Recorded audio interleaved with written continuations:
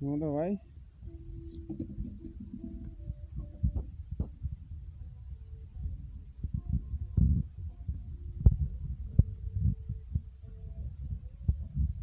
Ты рисуешь дымом? Ага. А ты просто подержи его.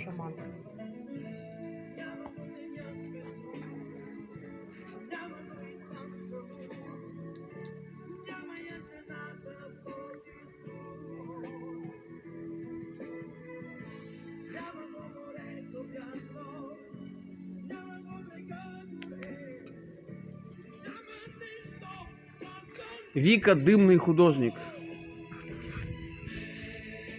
Осторожней.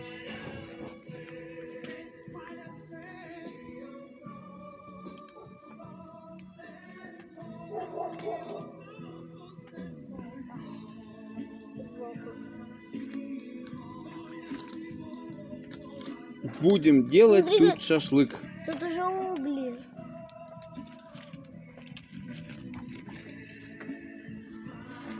Факел.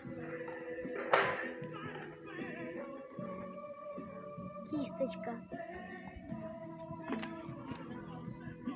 Факел. Кисточка. Дымовая кисточка.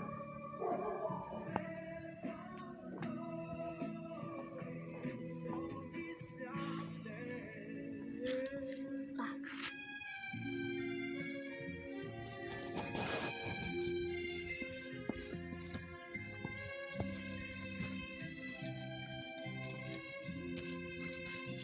Все? Картина готова?